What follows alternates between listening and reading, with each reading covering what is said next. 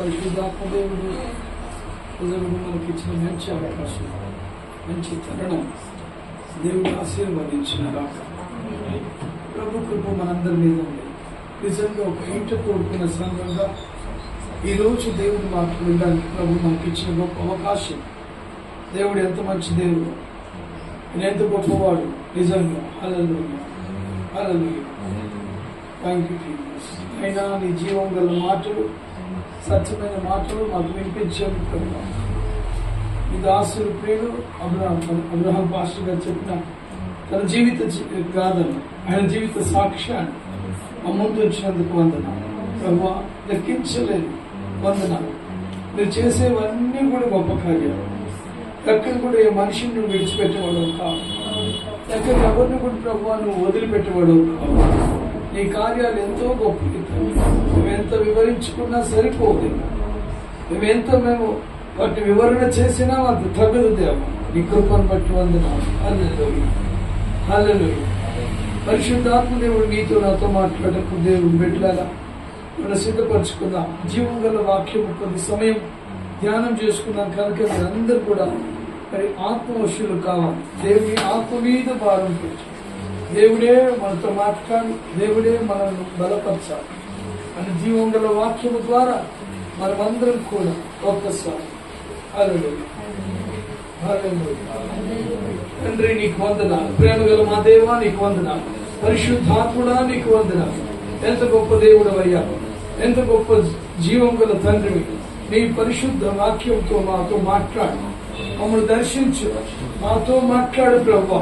నీ అద్భుతాన్ని చేయలేక నీ కృప మాకు తోడుగుంచు. హల్లెలూయా. తండ్రి ఈ చిన్ని సంఘము దీవించు. అయినా మీ దాసులు దావీదు పాస్టర్ గారు ఇక్కడ వాడుకుంటున్నారు వందనా, ఇక్కడ నిలబెట్టుకున్నారు వందనా.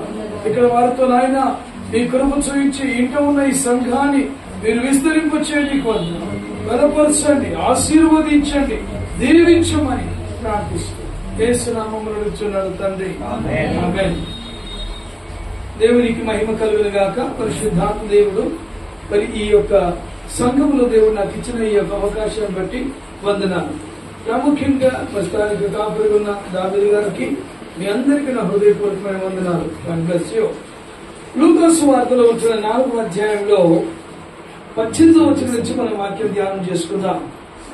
ప్రభు ఆత్మ నా మీద ఉన్నది, బీదలకు సువార్త ప్రకటించుటకై ఆయన నన్ను అభిషేకించెను.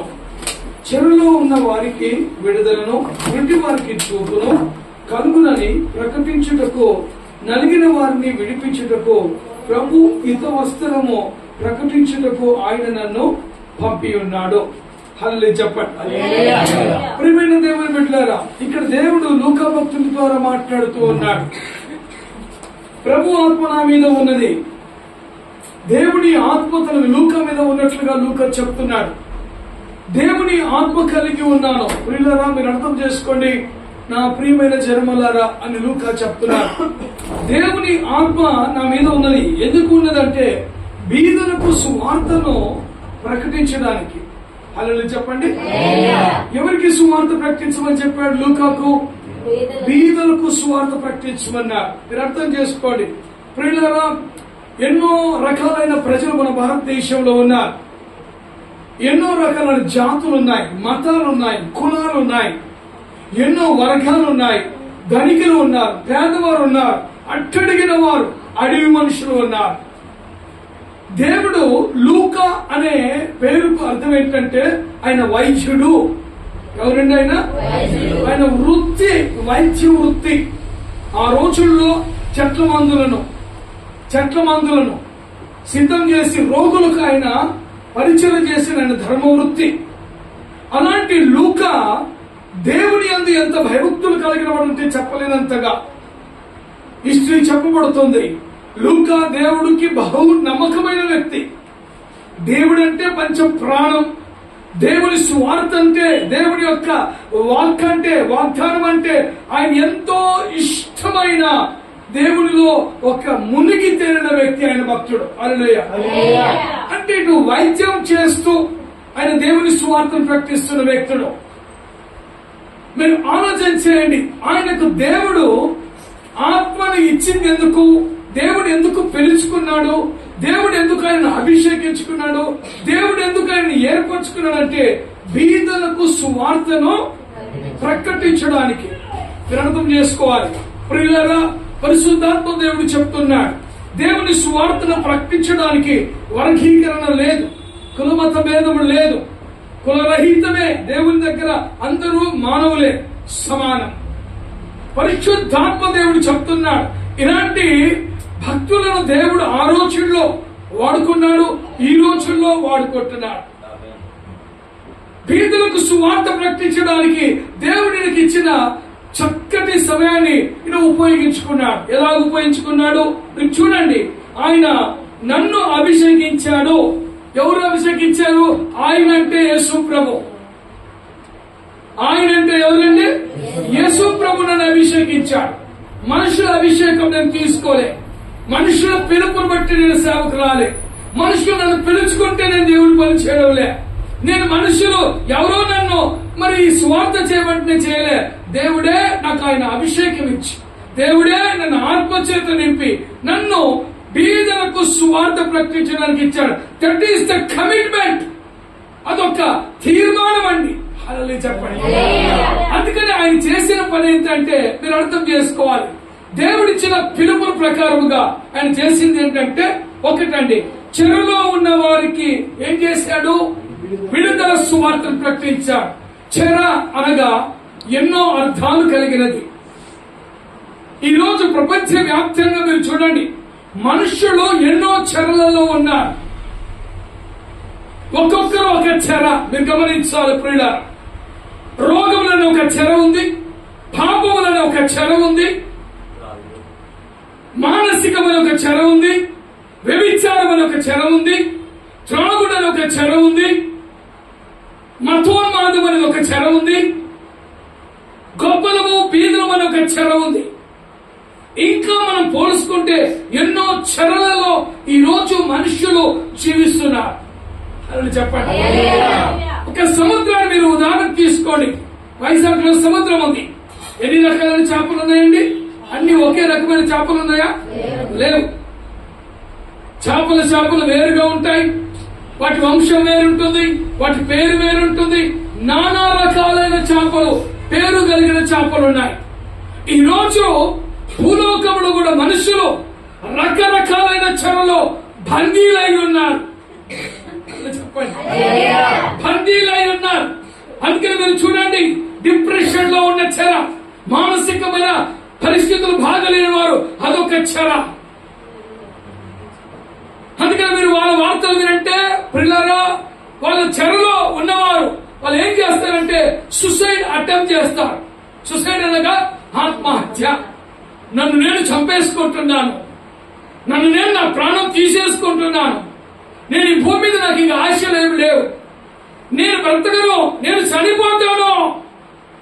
మీరు గమనించండి. ఎందుకు ఆ మాట అంటున్నారు? నోరు తెలుస్తేనే నేను ఒకరోజు చనిపోతా, అమ్మా నాన్న నేను చనిపోతాను, మీ కళ్ళ ముందే మీరే నన్ను పాతి పెట్టాలంటారు కొంతమంది పిల్లలు.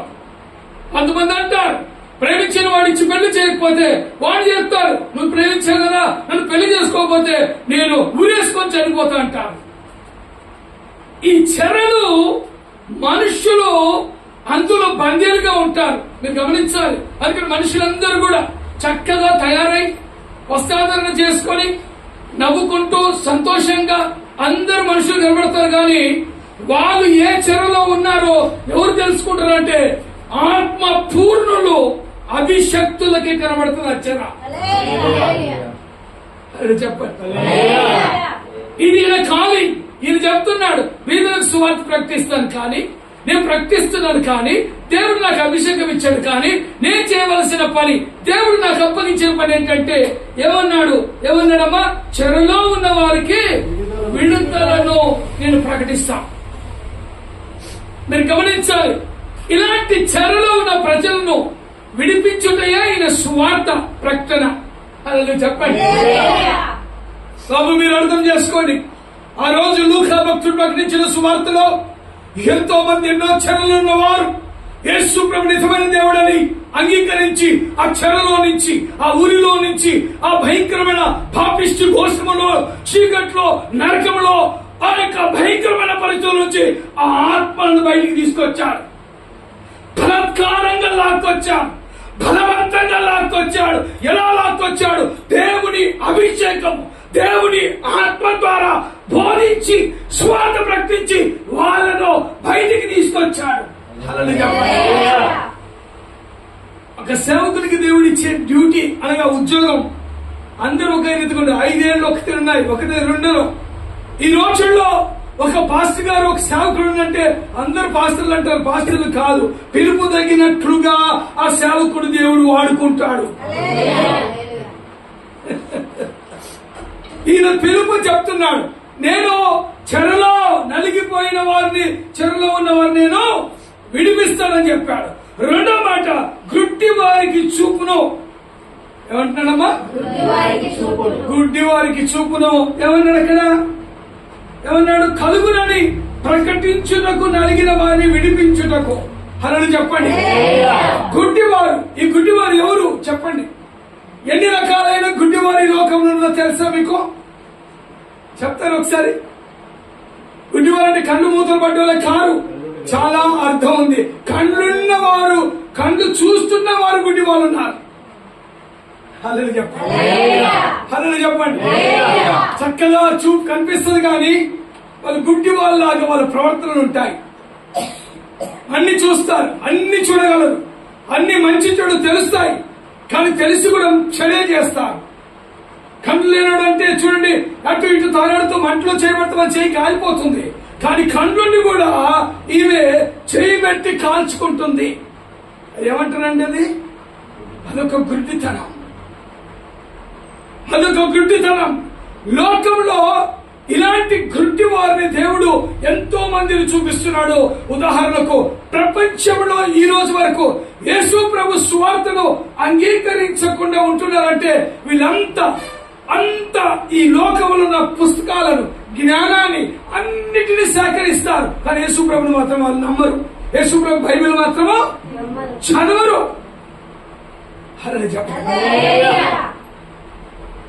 ఎందుకు తెలుసా అండి? అదొక రకమైన గుడ్డి వాళ్ళు. దేవుని అద్భుతాలు జరుగుతాయి, వాళ్ళు నమ్మరు. చూస్తారు, మేము నమ్మమండి అంట. దేవుని ఆశ్చర్య కార్యాలు, అద్భుత కార్యాలు, సూచక క్రియలు, మహత్కార్యాలు బైబిల్లో ఉంది.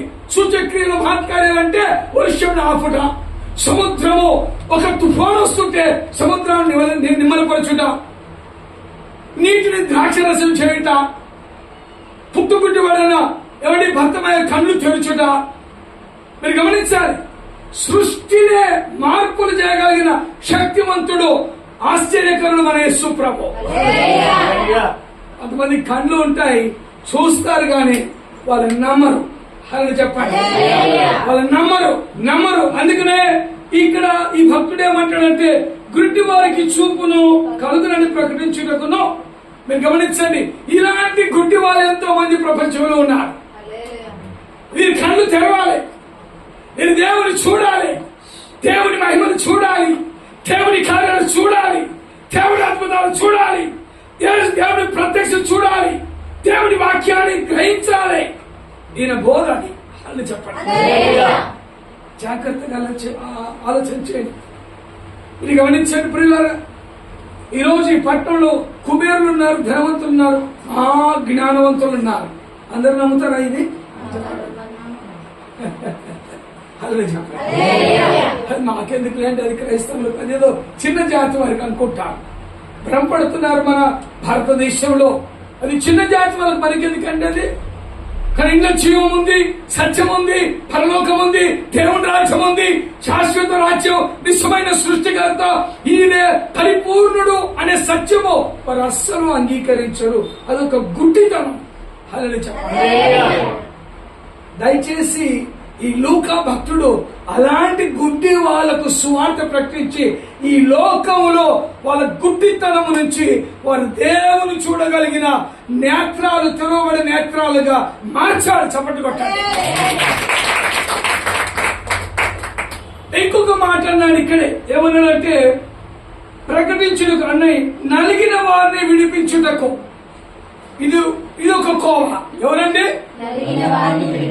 చాలా మంది నేను నలిగిపోయాను సార్, నేను పడిపోయాను సార్, నేను నలిగిపోయాను, పడిపోయాను, నేను పాడైపోయానండి, ఇక నా లైఫ్ వేస్ట్ సార్, నేను అన్ని నా లోపల అన్ని దేవునికి ఇష్టం లేదు సార్, ఇక నేను దేనికి రాను, పనికిరాను డిసైడ్ అయిపోతారండి మనుషులు. ఇలాంటి వాళ్ళు చూడండి, తాగేవాడు ఇక నాకంటే ఉందండి, ఇక నా రోజు దానికి చచ్చిపోతాను, ఇక నాకు యేసుప్రభు ఎందుకంటాను. కొంతమంది అంటారు ఏముందండి, నాకు ఒక మనిషి పోస్ట్ చేశాడు, అబ్బాయి అయితే అమ్మాయి అయితే, లేకపోతే జీవితంలో నేను పాడైపోయాను, నా డబ్బు వెళ్ళిపోయిందండి, నేను అప్పుల పాలైపోయానండి, నా రోగం అంతా పాడైపోయి రోగంతో కృషించాను, నేను ఎప్పుడు చచ్చిపోతాను, ఇక నాకు యేసుప్రభు ఎందుకో. ఇలాంటి డిప్రెషన్ స్పిరిట్, ఇలాంటి దుర్మార్గమైన ఆత్మ, ఇలాంటి భయంకరమైన నలిగిపోయిన మనుషులు గుండెల్లో కరుణగట్టిన వాళ్ళగా ఉంటారు. వాళ్ళు అస్సలు కూడా దేవుని మీద ఒక చిన్న ఆశ కాదు, నమ్మకం కూడా ఉండదు వాళ్ళకు. అలాంటి చెప్పండి, అలాంటి వారికి మిరకల్స్ జరగవు. అలాంటి చెప్పండి, అలాంటి వారికి మిరకల్స్ జరగవు. ఎందుకంటే నలిగిపోయారు, గుడ్డివారిగా మారిపోయారు, బలహీనులైపోయారు, వాళ్ళకి దేనికి అన్యూస్ఫుల్ గా ఉంటారు. కానీ అలాంటి వారిని ఇక్కడ భక్తులు చెప్తున్నాడు, బాబా నేను ఉన్నాను, నేను దేవుని అభిషేకంతో నింపబడి వచ్చాను, ఇదిగో మీలాంటి వారు డిస్ట్రాయిడ్, మీరు నాశనం అయిపోయి మీరు కొనంచులో ఉన్నారు, పాపంలో పడిపోయారు, పాపంలో నాశనం అయిపోతున్నారు, పాపిష్టి జీవితం జీవిస్తున్నారు, లోకంలో ఉంటున్నారు. నేను మిమ్మల్ని దేవుని సువార్తతో నేను బయటికి. ప్రియులారా మీరు అర్థం చేసుకోండి ఒక్కసారి, గాస్పెల్ అనగా దేవుని సువార్త అనగా ఎంత శక్తివంతుందో తెలుసా మీకు? మత్తయి, మార్కు, లూకా, యోహాను 4 సువార్తికులు ఉన్నారు. వాళ్ళు చేసింది ప్రపంచ చరిత్రను మార్చేసింది ఈ 4 సువార్తికులు. అది చెప్పండి, ద 4 evangelists, 4. చూడండి ప్రియులారా, నీ మనుషుల యొక్క తత్వాలు ఇక్కడ మనకి ఏర్పడుతున్నాయి. చాలా మంది అనుకుంటాం విశ్వాసం ఏదో చదువుతాం బయటకు వెళ్ళిపోతాం, కానీ మనిషిని బట్టబయలు చేసి మనిషి యొక్క తత్వాలు, మనిషి యొక్క బీజాలు, మనిషి యొక్క పునాదులు, మనిషి పాపిష్టి బుద్ధులు, మనిషి యొక్క చెడ్డ బుద్ధులన్నింటినీ కూడా కడిగి పడిసేది దేవుని సువార్త. మోస్ట్లీ ఏదో ఒకటి రోగానికి వస్తాడు, ఒకటి పారిపోతాడు, ఎవడో వాడు ఆపులు పోసి అయ్యా నన్ను ముక్కు జబ్బులు కొట్టుకుంటాడు. ముక్కు జబ్బులు కాదు, నీ బతుకు మారాలి, నీ గుండెలో ఉన్న పాపం పోవాలి, నీ బుద్ధి మారాలి, నీ జీవితం మారాలి. అని చెప్పండి, ఏమండి ఆపద మొక్కలు దేవుడికి అవి నడవవు.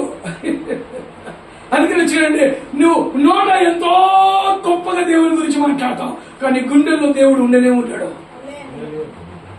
అని చెప్పండి, నీ గుండెల్లో దేవుడికి స్థానం లేదు, నీ హృదయంలో దేవుడికి స్థానం లేదు, అసలు దేవుడి ఆత్మ నీలో పనిచేయదు, దేవుని శక్తి నీకు లేదు, మీదికి భక్తిగా నువ్వు నటిస్తున్నావు. ఏం ప్రయోజనం చెప్పండి, అని చెప్పండి. వీటన్నిటినీ కడగడానికే ఈ భక్తుడు ఎంచుకోబడ్డాడు. ఒక దేవుని సేవకుడు అంటే ఏం తెలుసా అండి? మీరు గమనించాను ప్రియులారా, ఒక దైవ సేవకుడనగా దేవుడు ఇచ్చిన బాధ్యతను న్యాయవంతంగా, యథార్థంగా, సత్యవంతంగా, సాక్రిఫైడ్ అంటే సమర్పణ దృక్పథముతో దేవుని కోసం పనిచేసేవాడే నిజమైన దేవుని దైవజనుడు. చెప్పండి ప్రియులారా, ఒక్కసారి ఆలోచన చేయి. ఈ రోజు ఈ చిన్న గుమ్మంలో, ఈ గుడారంలో నువ్వు కూర్చున్నావు, నీ జీవితం ఎక్కడ పోతుంది? నువ్వే చెరువులో ఉన్నావు, నువ్వే గుడ్డితనంలో ఉన్నావు, నువ్వు ఎక్కడ నలిగిపోయి పడిపోయి ఉన్నావు, ఎక్కడ నీ జీవితం పాడైపోయిన కారు లాగా, బండిలాగా, బస్సులాగా, ఏమంటే చెడిపోయిన ఇంజన్ లాగా ఏ షెడ్డులో నువ్వు ఆగిపోయావు ఒక్కసారి గుర్తు చేసుకో. అని చెప్పండి, అని చెప్పండి. అండి కారు మెకానిక్స్ పాడైతే ఎక్కడ పోలేదు, బండి బైక్ మెకానిక్ పోతే వాడు బాగు చేయలేడా? అది 3 ఏళ్ళు కాదు 30 ఏళ్ళు అట్టే ఉంటుంది, ఆ బండికి రిపేర్ జరగదు, ఎందుకంటే వాడికి రాదు చేయడానికి. కారు మెకానిక్ కాడికి పోతేనే కారు బాగా అవుతుంది. అలా చెప్పండి. మరి మెకానిక్ ఎవరు చెప్పండి? మన యేసు ప్రభు మనుషులను మెకానిజం చేసి మనుషులు బోరైన బండ్లను, ఇంజన్లు పాడైన బండ్లను బాగు చేసేవాడు ఎవరు? హల్లెలూయా, హల్లెలూయా. మీరు అర్థం చేసుకోండి ఒకసారి. ఈ రోజు నీది కాదు, రేపు నీది కాదు. ఇది నాది నాది నాది అంటావు, కానీ రేపు నీది అది కాదు. 24 గంటల్లో 12 గంటలు పగులున్నది నాది అంటావు. 12 గంటలు నువ్వు పడుకుంటావు. నువ్వు తెల్లారి లేచిన దాకా నీకు గ్యారెంటీ ఉందా? హల్లెలూయా చెప్పాలి, హల్లెలూయా చెప్పాలి. జాగ్రత్త, జాగ్రత్త. నేను మొన్న వస్తున్నాను సూర్యాపేట నుంచి జంగిరెడ్డిగూడెం. నేను వస్తున్నప్పుడు చూస్తే దారి గుండా లారీలు పడిపోతున్నాయి. పడిపోయాయి, ఆల్రెడీ లారీలు పడిపోయాయి. కార్ల యాక్సిడెంట్లు, నుచ్చు బండ్లన్నీ ఒక పప్పు అయిపోయాయి. ఎంతమంది చచ్చిపోయారు మాకు తెలియదు, కానీ ఎన్నో యాక్సిడెంట్లు చూసా వస్తుంటే. మీరు గమనించారు ప్రియులారా, ఒక గురి కలిగి వెళ్తున్నారు వాళ్ళ గమ్యానికి చేరడానికి, కానీ మధ్యలో ఏమైందంటే హఠాత్తుగా హల్లెలూయా. నీ జీవితంలో, నా జీవితంలో అలాంటి యాక్సిడెంట్ కాదు, మరణం అనే యాక్సిడెంట్ నీకు వచ్చినట్లయితే దేవుని గురించి నువ్వు మారాలి, మారు మనసు పొందాలి, నీ మనస్సును మార్చుకోవాలి. నువ్వు ఏ చెరలో ఉన్నావో నువ్వు బయటికి రావాలి అని ఎన్నోసార్లు దేవుడు హెచ్చరిక చేస్తాడు. కానీ మనం వినకుండా అట్లాగనే మూర్ఖత్వముతో మనం ఏ చెరలో ఉన్నామో మనకు తెలుసు. బాబు ఈ ముట్టుకోవద్దంటే ముట్టుకుంటున్నాం, బాబు చూడొద్దంటే చూస్తున్నాం. సినిమా చూడొద్దు బాబు, ఖచ్చితంగా చూస్తాం. బాబు ఇది ముట్టుకోవద్దు, ఏది అది నీ వస్తువు కాదు, అది నీ ఎత్తు కాదు, నీ గాడిద కాదు, నీ సొమ్ము కాదు, నీ బంగారం కాదు, ఏమండి ఆ డబ్బు నీది కాదు. నువ్వు ముట్టుకోవద్దంటే ముట్టుకుంటున్నావు. ఆ భార్య నీ భార్య కాదు, నీ భార్య నువ్వు ముట్టుకో, కానీ పరాయి వాడి భార్య మీద చేయదు బాబు. వేస్తున్నావు, అలా చెప్పు, చేస్తున్నాం పక్క. ఇక్కడ ఎవడు నేను కాదంటే నేను నమ్మను, అసలు నమ్మను, అస్సలు నమ్మను నేను. అది చెప్పండి, పక్కా జరుగుతున్నాయి ఈ పనులు, ఈ నిశ్చిష్టమైన పనులు, నీ ఛాతి పనుల గురించే ఈ స్వార్థికుడు, ఈ భక్తుడు చెప్తున్నాడు. మీ బతుకులు మార్చుకోవాలి, మీ మనస్సు మారాలి, మీ చూపు మారాలి, మీ గుండెలో ఉన్న పాపిష్టిగా మారాలి. మార్పు అనేది కావాలి. అది చెప్పండి. ఒకడు ఒక మాట అంటాడు, ఆ మాట మీద నిలబడి దొంగ మాటలు మాట్లాడతాడు. ఒక మాట ఇస్తాడా, ఓకే ఓకే అండి, వాడు తర్వాత పచ్చి అబద్ధాలు ఆడతాడు. దేవుడికి వాడు ఇష్టమా చెప్పండి? పెద్ద అబద్ధికుడు వాడేగా. టక్కరగాడు ఈ లోకంలో ఎవడు ఉన్నాడు? ఒక నాలుకను తప్పిస్తే నాలుకను కోసి కింద పడేమని బైబిల్ చెప్తుంది. ఒక కన్ను తప్పు చేస్తే గుడ్డు మూడవీకే ఎక్కడేమన్నాడు? నేల మీద పడేరా, ఆ గుడ్డు పెట్టుకుని బతకొద్దని చెప్పాడు. ఈ నాలుకను ఒక మాట, సేవకులకు ఒక మాట ఇస్తే మాట మీద లేకపోతే నరకేసి కింద పడే. ఆ పాడుబడిన నాలుక నీలో ఉంటే నువ్వు నరకైపోతావు. వాక్యం చెప్తుంది. ఇట్లాంటి దరిద్రమైన బ్రతుకులు ఈ లోకంలో బ్రతుకుతున్న మనుషులను ఉచ్చారణ చేసి ఇక్కడ దేవుని సేవకులు చెప్తున్నారు. మీరు అర్థం చేసుకోవాలి ప్రియులారా. ఈ రోజు మీరు ఇక్కడ కూర్చున్నారు. ఎంతమంది బాప్తీసాలు తీసుకుని రక్షణ పొందారు? చేతి చెప్తారా? పుట్టింటి బాప్తీసాలు కాదు, నిజమైన బాప్తీసాలు. డూప్లికేట్ ఉన్నాయి ఇప్పుడు ఈ రోజుల్లో. నిజమైన బాప్తీసాలు చెప్పు. డూప్లికేట్ బాప్తీసాలు చేయింపండి. డూప్లికేట్ ఉంటాయా? నేను డూప్లికేట్ తీసుకున్నాను బాబోతో. ఎందుకంటే బాప్తీసం తీసుకొని సీరియల్ తాగుతున్నాం, బాప్తీసం తీసుకొని సినిమా చూస్తున్నాం, బాప్తీసం అబద్ధాలు ఆడుతుంది. బాప్తీసం అనేది వెరీ గుడ్. మీరు చాలా గొప్ప నీతి మంత్రులు, చేయింపండి. మీరు ఈ వైజాగ్ లో గొప్ప నీతి మంత్రులు అంటే మీరే ఇక. ఎందుకంటే మీరు చేతులు ఎత్తారు కాబట్టి దేవునికి మీకే అప్పచెప్తున్నారు, నాకు సంబంధం లేదు.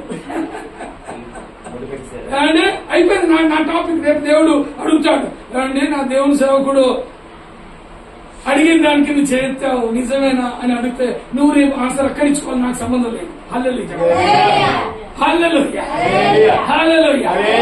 ఎప్పుడు మనం ఏ చెరలో ఉన్నామో, ఎలాంటి గుడ్డితనమైన చెరలో ఉన్నామో, ఎక్కడ నలిగిపోయిన చెరలో ఉన్నామో, ఎక్కడ పాడైపోయిన జీవితం చెరలో ఉన్నామో, ఎక్కడ ఈ లోకంలో కలుషితం అయిపోయి పాపిష్టి ఘోష అయిన భయంకరమైన మరి ఆ శక్తులు బట్టి, మాత్రక్రియలు బట్టి, చీకటి శక్తులు బట్టి వాటి వలలో ఉన్నాము. దయచేసి మనల్ని బయటికి విడిపించడానికే ఈ మహాభక్తుడు ప్రకటించిన సువార్త లూకా సువార్త.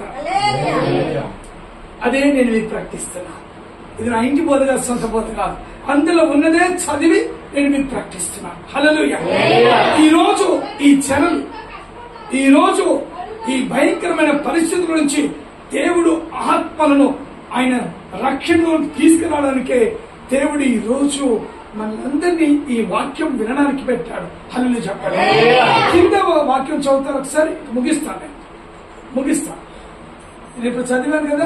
వారిని విడిపించుటకును ప్రభువు హితవత్సరము ప్రకటించుటకును ఆయన నన్ను పంపి ఉన్నాడు అని వ్రాయబడిన చోటు ఆయనకు దొరికెను. హల్లెలూయా చెప్పండి. ఏం వస్త్రం అండి? హితవత్సరము. శంకర్ మంచిగా చదవండి. ప్రభువు హితవత్సరము ప్రకటించుటకును ఆయన నన్ను పంపి ఉన్నాడు అని వ్రాయబడిన చోటు ఆయనకు దొరికెను. రైట్. పిల్లలు మీరు అర్థం చేసుకోండి. ఇక్కడ నేను ముగిస్తున్నా. ఎక్కువ సమయం చేసి మీ బుర్ర పాడు చేయాలి. ఒక ఆలోచనలోకి మీరు రావాలి.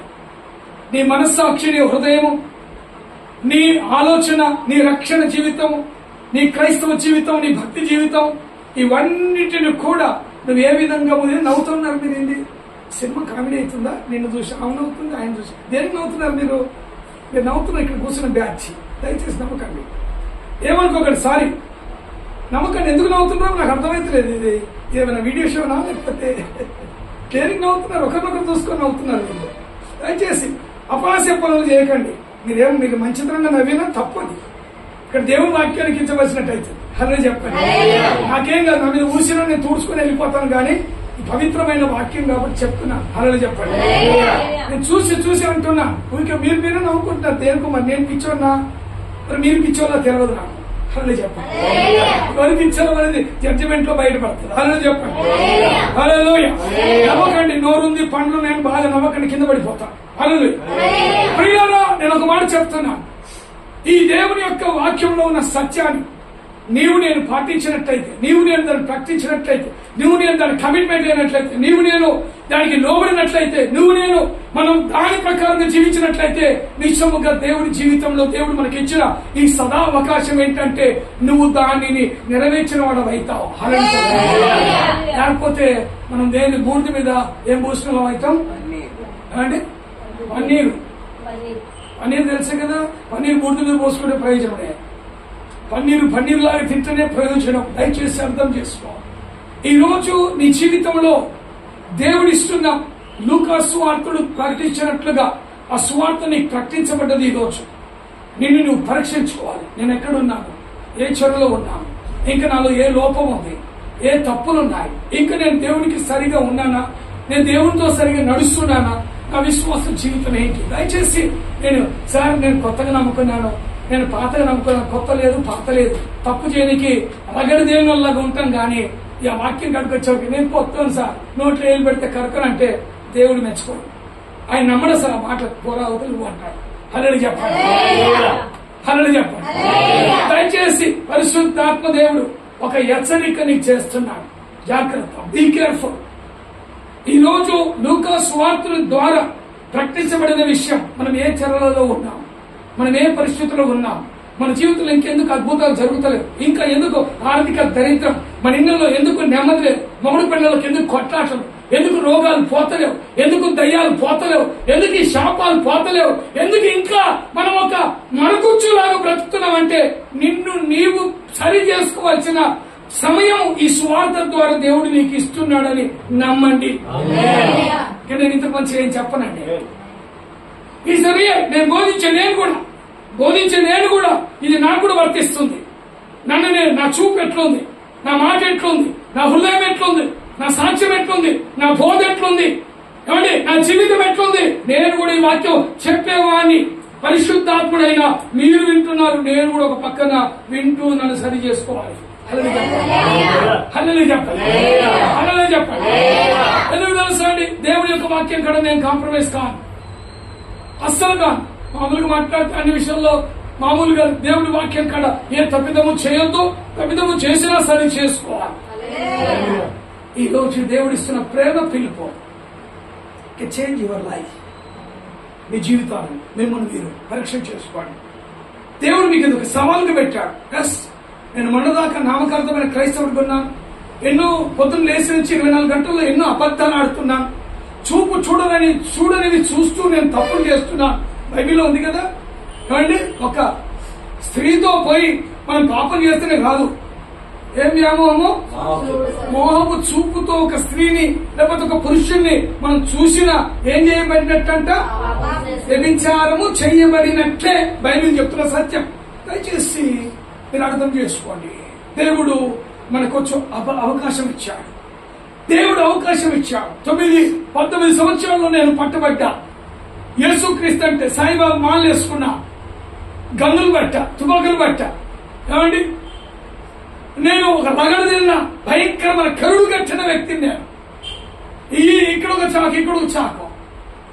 మనుషులు ఎట్లంటే పశువులు జంతువులు కోసేసిన వాళ్ళు, బాంబులు, నాటు బాంబులు. మేమెంతో ఒక 20 మంది బ్యాచ్. మేము ఆ రోజుల్లో కరాటే కట్టేసాం, కట్టేసాం, బాక్సింగ్, వెయిట్ లిఫ్ట్ అన్నాం. ఆ రోజుల్లో ఒక్క మనిషి 50 మందిని కొట్టగల శక్తి సమర్థత ఉన్నవాడు. మనిషిని కంటి చూపుతో భయపెట్టించిన వాడిని. నన్ను పక్షులు చూస్తే కూడా పక్షులు నీళ్లు తాగపోయేది. అంత కఠోరమైన వాడి. నా జేబులో ఉన్న కత్తితో పొడిచి ఆ కత్తికి కారు రక్తాన్ని, పచ్చి రక్తం త్రాగిన ఒక మృగాన్ని నేను. ఇలాంటి వారు ఉన్నారు. చరిత్ర చెప్తుంది. హైదరాబాద్ గజగజలాడిచి ఉచ్చబోపించాను, నల్గొండ జిల్లాను ఉచ్చబోపించాను, రంగారెడ్డి జిల్లా, మహబూబ్నగర్ జిల్లా, కొన్ని జిల్లాలను వణికించాను నేను. క్రీస్తుకు విరోధిని. బైబిల్ తగలబెట్టి బైబిల్ కాల్చుంటే నా సిగరెట్లు కాల్చుకొని సిగరెట్ తాగిన తొలి మారుకుండి నేను ఒకప్పుడు. ఇదే బైబిల్ కన్నుతే ఎగిరి మీది పడడం. ఇదే బోధకులు పాస్టర్లను ఏమండి చేయబట్టి గుద్దుతే ఒక్క బాక్సీ నా చేయితో రట్టింతలా ఉండేది. ఒకటి కొట్టేస్తే పండ్లు కిందికి దవడ మీదికి వెళ్ళిపోయేది. హెవీ వెయిట్ లిఫ్టర్ నేను. ఇట్లా అయిపోయాను. హల్లెలూయా చెప్పండి. ఒక మనిషిని లేపితే వాడిని ఎక్కడనే లేపి కింద కొట్టేస్తే ఇంకా మళ్ళీ లేకూడదు వాడు. హల్లెలూయా చెప్పండి. అలాంటి అనుభవం నుంచి ఇంట్లోకి వచ్చాను. ఒకప్పుడు పాపిని, ఇప్పుడు దేవుని పరిశుద్ధులుగా మారిపోయాను. ఒకప్పుడు సౌలుని, ఇప్పుడు పౌలుగా మారిపోయాను. డక్క ముక్క తిన్నాను. లోకంలో ఇంకా చూస్తే పసిగడతా.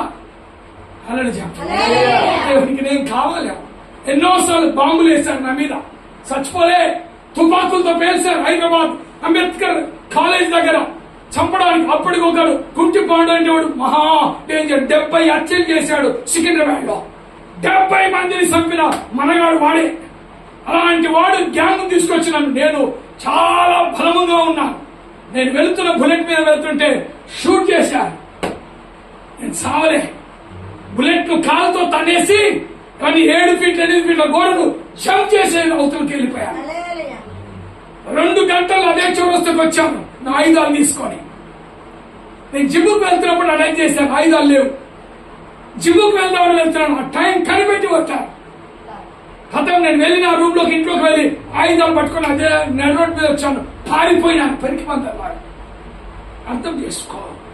మనుషులు అన్నం తింటే నేను మనిషి మాంసం తింటా. మనుషులు చాయ్ పాలు తాగితే నేను మనుషుల రక్తం తాగిన కథండి. బిడ్డలాగా ఎవరు మార్చారు? ఎవరు మార్చారు? ఇదే యేసు ప్రభు బోధ, యేసు ప్రభు వాక్యం, యేసు ప్రభు నిజమైన దేవుడు. ఆయనే. ఆయన మాట్లాడకపోతే నా చరిత్ర ఈరోజు భూమిలో కలిసిపోయింది. నా స్నేహితులు ఒక్కొక్కడు ఎన్నో మర్డర్లు చేసిన, పేరు మోసిన పైల్మాన్లు చచ్చిపోయారు. ఇప్పుడు నేను బ్రతుకున్నా. దేవుడికి నేను కావాలి. దైవానికి నేను కావాలట. దేవుడు ఎందుకు నన్ను పట్టుకున్నాడు? బాబో నువ్వు చచ్చిపోతురా. కత్తులతో, బాంబులతో, పిస్తూళ్లతో, తుపాకులతో. ఏమండి ఎన్ని దాడులు. పోలీసు వర్గాలైతే ఎన్కౌంటర్ నక్సలైట్లు బుక్ చేశారు నల్గొండ జిల్లా నుంచి. 100 మంది మా బంధువులు ఇండ్లలో అర్ధరాత్రులు తీసుకుని జైల్లో పెట్టాను. ఎవరిని పెట్టినా నేను అండర్ గ్రౌండ్స్, అడవులలో, దట్టమైన అడవులో, పులులు పడుకునే అడవులో పడుకున్నాను. కొండ శిలను పడుకునే అడవులో పడుకున్నాను. ఆయుధాలు పెట్టుకొని ఒక రాంబోలాగా. హల్లెలూయా. చివరి క్షణం వరకు కూడా నేను ఒక హీరోగానే జీరో కావద్దు అనుకున్నాను. నా గోర్చం అలాంటిది, నా ధైర్యం అలాంటిది. అప్పుడు హల్లెలూయా. అలాంటి వ్యక్తిని దేవుడు క్షణమాత్రంలో, నిమిష మాత్రంలో ఒక నిమిషం మాత్రంలో నాతో మాట్లాడిన మహాప్రభు. అప్పటికి నేను ఎన్నో దేవతలున్న దేవుళ్ళున్న మన భారతదేశంలో వారందరినీ ప్రేమించాను, పూజించాను, నక్కినాను, మారలేశాను. కానీ యేసు ప్రభు నన్ను నేను బలాత్కారంగా నా తుపాకీతో నన్నే షూట్ చేసుకుని చనిపోయే సమయంలో నా కత్తులు ఎంతో మంది పొడిచిన కత్తులు, ఆ కత్తులతో నేను చీరేసుకుంటున్నాను. బాగా తాగి ఉన్నాను, డ్రగ్స్ తీసుకున్నాను. కోస్తుంటే నా చర్మం పగిలిపోయి రక్తం కారుతుంది, నా తలలో గుద్దేస్తాను రక్తం. అదే రక్తం త్రాగుతూ నా పట్టుల నుంచి చెప్పుకొని భయంకరమైన వివస్థమైన స్థితిలో ఉన్నాను. ఆ రోజు లాస్ట్ డే నేను ఈ లోకాన్ని విడిచి, ఎందుకంటే పులిలాగా బ్రతికాన్ని ఒకరి కింద పిల్లిలాగా చావద్దు, చంపితే చంపాలి కానీ నన్ను ఎవరు చంపొద్దనే ఒక్క రోషం కలిగి ఉన్నాను. అలాంటి వాడిని యేసు నాతో మాట్లాడాడు, నువ్వు చచ్చిపోవద్దు అని చెప్పు. తుపాకీతో దేవుడు మాట్లాడాడు. నేను పెట్టేసుకున్నాను 6 బుల్లెట్ తుపాకీ, ఎప్పుడుండేది నా బూట్లో 6 బుల్లెట్ల తుపాకీ. దేవుడు మార్చుకున్నాడు, తుపాకీతో మాట్లాడాడు. ఏ తుపాకీ నువ్వు పని చేయొద్దు. పెద్ద నైఫ్ బటన్ చాక్ పెట్టి గొంతు కోసేసుకున్నావు కదా, చాకుతో మాట్లాడాడు. ఉరికమ్మ వేసుకున్నాను, ఎక్కాను, టేబుల్ తన్నాను. దేవుడు ఉరికమ్మతే నువ్వు చంపడికి వీల్లేదు. చూడండి, ఇక్కడ భక్తుడు చెప్పాడు, దేవుడు నన్ను పిలుచుకున్నాడు, దేవుడు నన్ను అభిషేకించాడు, దేవుడు నన్ను బీదలకు సువార్త ప్రకటించడానికి నన్ను ఎన్నుకున్నాడని ఎవరు చెప్పారమ్మా ఇప్పుడు? అలాంటి ఒక పిలుపు దేవుడు నాకు ఇచ్చాడు. అందుకనే నాకు చుట్టూ ఆయుధాలు ఉన్నాయి, విషం ఉంది, పాయిజన్, కానీ ఏది కూడా నన్ను చంపకుండా దేవుడు వాటన్నిటిని ఆయన ఆత్మ కంట్రోల్ లో పెట్టేసుకున్నాడు ఆల్రెడీ. 4 దేవదూతలు పరలోకం నుంచి దిగి వచ్చి 4 దేవదూతలు ఉరికమ్మలో వేసుకున్నాను. ఉరికమ్మం పనిచేయలే, తుపాకులు పనిచేయలే, కత్తులు పనిచేయలే, పాయిజన్ పనిచేయలే. కుక్కలాగా పడి కొట్టుకుంటానికి గిజగదా నాలుకంతా బయటకు వచ్చేసింది, కొంతంతా కోసుకుపోయింది తాడు. ఆ తాడు ఎప్పుడు తెగిపోయిందో తెలియదు. కానీ ఒక 30 నిమిషాల తర్వాత దేవదూతలు వచ్చి 4 దగ్గర మెరుస్తున్న దూతలు. నాకు అప్పటి వరకు దేవదూతలు అంటే తెలియదు. నేను కటిక చీకటైన రూమ్ లో ఉన్నా. ఆ దూతలు వచ్చి నన్ను ఒక్కసారిగా 4 దూతలు నన్ను చూసి నా దగ్గరకు ముట్టుకోపోయినప్పుడు పెద్ద కేక పెట్టి నేను అక్కడ పడిపోయిన లేచిన పడ్డా. పోయి చూస్తే గదిలో ఎవరులే, వెళ్ళిపోయా. అప్పుడు నాలో ఒక శక్తి వచ్చింది, నాలో ఒక బలం వచ్చింది, నాలో ఒక భయంకరమైన ఏమొచ్చిందంటే ఒక మార్పు వచ్చింది. ఎవరు నువ్వు అని ప్రశ్నిస్తున్నాను. ఈ దూతలను చూసి భూతాలు అనుకున్నాను, దయ్యాలు అనుకున్నాను. హల్లెలూయా. అప్పుడు ఆ కటిక చీకట్లో చల్లని వెలుగు నా గదిలో నేనున్న స్థలంలో వచ్చి ఆ వెలుగులో స్వరం వినపడుతుంది, నా కుమారుడా, నా బైబిల్ను కాల్చి నా సేవకులను పొడిసి హింసించిన నీవు అదే దేవుడని నేను, నీవు నాకు కావాలి. That is the confirmation of my calling.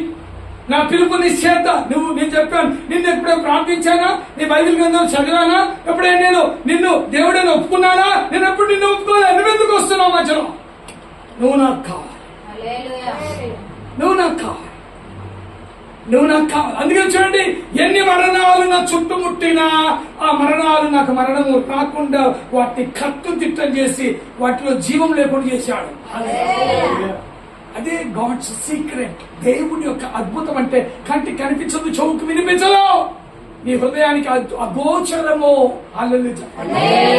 ఒక దేవుడు ప్రణాళికత కలిగిన ఒక వ్యక్తిని 19 సంవత్సరాల నా వయసులో దేవుడు కోరుకున్నాడు. నా జీవితాన్ని కోరుకున్నాడు, నా ఆత్మను కోరుకున్నాడు, నా పాపిష్టి బ్రతుకును కోరుకున్నాడు. ఆయన ఒళ్ళో పండబెట్టుకున్నాడు. దేవుని బిడ్డలారా, నన్ను పరిశుద్ధునిగా ఆయన రక్తంలో కడిగి నన్ను పవిత్రుడిగా మార్చుకొని ఆయన స్వార్థ ఆయుధంగా మార్చుకున్నాడు. నన్ను దేవుని స్వార్థ ప్రకటించడానికి పంపించాడు. అర్థం చేసుకోండి. మీరు ఆలోచన చేయండి. ఒక మనిషిని ఎవరు మార్చగలరో చెప్పండి? పాస్టర్లు మాట్లాడతారా? భక్తులు ఎవరితో కాదు, దేవుని యొక్క వాక్యమే. దేవుని 119వ కీర్తనలో 50వ వచనంలో ఏముందమ్మా? నీ వాక్యము నన్ను బ్రతికించెను, నా పాదములకు అది దీపం. ఏం బ్రతికించిందంట? దేవుని వాక్యమే మనల్ని బ్రతికించేది. నమ్మండి, నమ్మండి బిడ్డలారా. మీ ఇంట్లో ఇంకెవరు మారుమనసు పొందని వారు ఉంటే, ఇంకా మీ ఇంట్లో ఎవరైనా పాపంలో, లోకంలో, చీకట్లో బ్రతుకున్నట్లే నమ్మండి. దేవుని వాక్యము మన చరిత్రను, మన జీవితాలను మార్చగలన సమర్థత దేనికి ఉందండి? శక్తి దేవుని వాక్యం. 19వ ఏటో నేను ఇప్పటిదాకా స్టిల్ నౌ 50 ఏళ్లు దాటాయి. వెనక్కి తిరగలే, పక్కకు తిరగలే. నేను దేవుని కోసం ఒక ప్రతిష్టత కలిగి దేవుని స్వార్థను భూలోకంలో దేవుడు పంపించిన ప్రతి ప్రాంతానికి వెళ్లి నేను దేవుని స్వార్థను ప్రకటిస్తూనే ఉన్నాను. నక్సలైట్ మారిపోయారు, వ్యభిచారులు మారిపోయారు, దొంగలు మారిపోయారు, గూండాలు మారిపోయారు, హేతువాదులు మారిపోయారు. అన్యజనులు అయితే 90% ఎంతో మంది వాళ్ళు వదిలిపెట్టి బయటకు వచ్చి ఈ సువార్తను అంగీకరించుకున్నారు. 100,000 మందికి బాప్తిసాలు ఇచ్చాం. That is the true gospel. అది నిజమైన సువార్త, జీవము గల సువార్త. ఈ రోజు ఈ చిన్న గుంపు మీరైనా ఒక విలువైన గుంపు అని దేవుడు చెప్తున్నాడు. ఇప్పుడు మీరు ఒక్కసారి మీ గతము ఇప్పుడు ఎలాగుందో మీరు పరీక్షించుకోండి. అద్భుతాలు, స్వస్థతలు అది సెకండరీ. జాగ్రత్త చెప్తున్నాడు, సెకండరీ. అద్భుతాలు ఏంటంటే ఒక రోగిని కాలుతో తంతే రోగం బాగైంది అని చెప్తాను. ఒక రోగిని పెట్టి తన్నేస్తే వాడు బాగైపోయాడు. లేచి వాడు మాంత్రికులు బట్టి కేకలు పెడుతున్నాడు. ఒక్కటి వాడిని ముట్టి మీద తంతే వాడు లేచి వెళ్ళిపోయాడు. ఆ దైవం ఎక్కడ పోయింది? వాడి ఇంటికి వెళ్ళిపోయాడు. It is the god's power. ఈ రోగాలను లక్ష్యం పెట్టి మీరు అదే భ్రమలో ఉండకండి. దేవుని శక్తిని మీరు సంపాదించుకోవడానికి మీరు ఆశపడండి. ముగిస్తున్నా. దేవుని బిడ్డలారా, మీరు ఒక్కసారి ఆలోచించండి.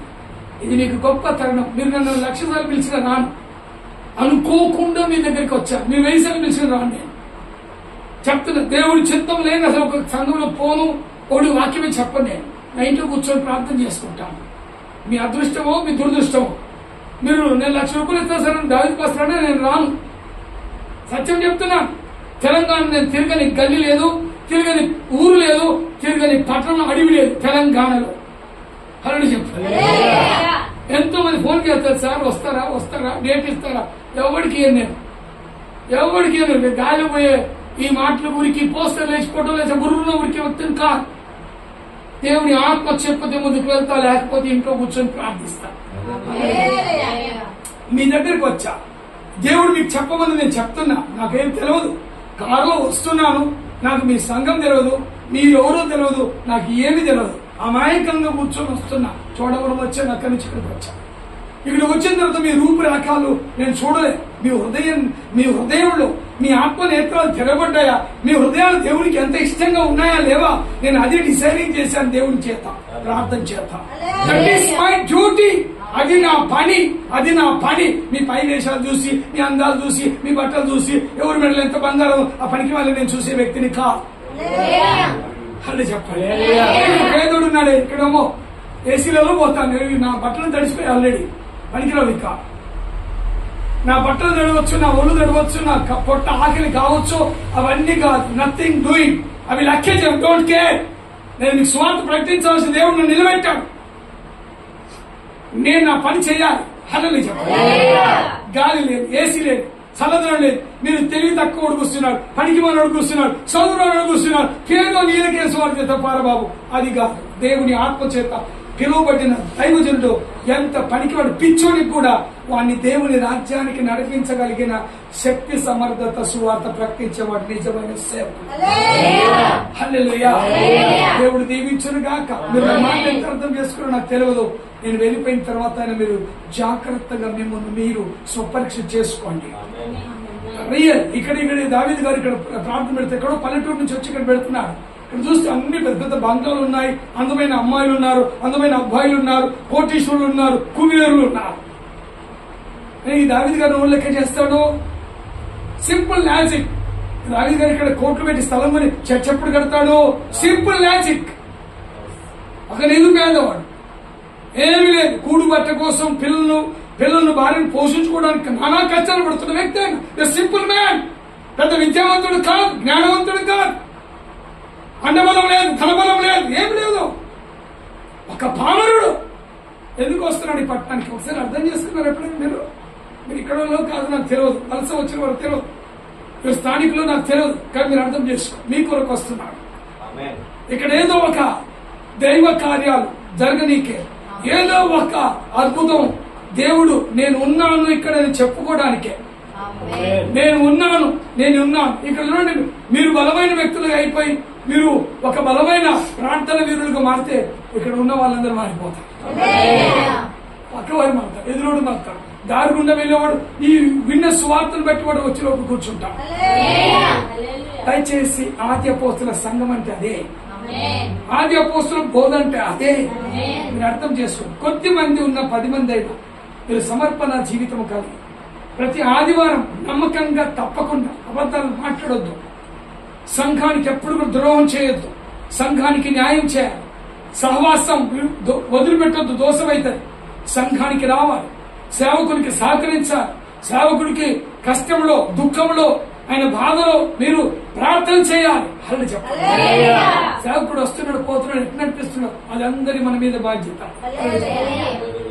కిరాయి తీసుకొని నడిపిస్తున్నాడు, అద్దె తీసుకొని నడిపిస్తున్నాడు, చాలా క్లిష్టమే, ఆర్థికంగా చాలా కష్టమే. దయచేసి అర్థం చేసుకోండి. ఒక సేవకుడు పల్లె గ్రామం నుంచి వచ్చి ఇంత పెద్ద పట్టణంలో ఆయన సువార్తను ప్రకటించడానికి ప్రయాసపడుతున్నాడు. దయచేసి ప్రియులారా, మీరందరూ ఇలా ఎవరు పేద గొప్ప అనేది దేవుని దృష్టిలో లేరు. అందరము దేవుని దగ్గర మనం బలవంతులము, అందరము సమానులం. బాధ్యత కలిగి ఈ గుంపు నేను చూస్తున్నాను. మళ్ళీ ఎప్పుడైనా వచ్చినప్పుడు చూస్తే దీనికి రెట్టింపు గుంపు మీరు కూర్చోవాలి.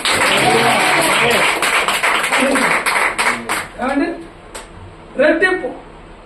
ఒక ఇంటి ఒక వ్యక్తి 10 మందిని మారుస్తే ఇక్కడ మీరున్న 10 మంది ఎంతమంది అవుతారు? 10 ప్లస్ 100. ఎంతమంది అండి? 100 మంది అయిపోతారు. అలా చెప్పండి. సింపుల్. నువ్వు ఒక పట్టుగలిగి ఉంటే నువ్వు దేవుని సాక్ష్యం చెప్పుకుంటూ పో. నువ్వు 10 మందిని ఈసీగా నీ ఫ్రెండ్స్ ని, నీ బంధువులను, నీ మిత్రులను, వాళ్ళు ఎవరైనా కానీ వాళ్ళకు దేవుని స్వార్థ ప్రకటిస్తే వాళ్ళు మార్చబడినప్పుడు ప్రతి ఒక్కొక్క వ్యక్తిని ఇంట్లో జాయిన్ చేయండి. మీరు ఒక వ్యక్తి నేను 10 మందిని ఆత్మను రక్షించే సంఘానికి అప్పచెప్పాను, 10 మంది మీరు 10 ఆత్మలను తీసుకొస్తే 100 మంది ఇక్కడ సంఘం అయిపోతారు. చెప్తున్నా. హల్లెలూయా. దయచేసి ఆ రోషము ఆ పట్టుదల ఉండాలి. నువ్వు రక్షించబడ్డావు, రక్షించబడిన వారు ఎంతో మంది ఉన్నారు, వాళ్ళని రక్షణలోనికి నడిపించు. నువ్వు ఎంతో ధన్యుడుగా దేవుని రాజ్యంలోనికి ఒక గొప్ప స్థానం దొరుకుతుంది. God bless you.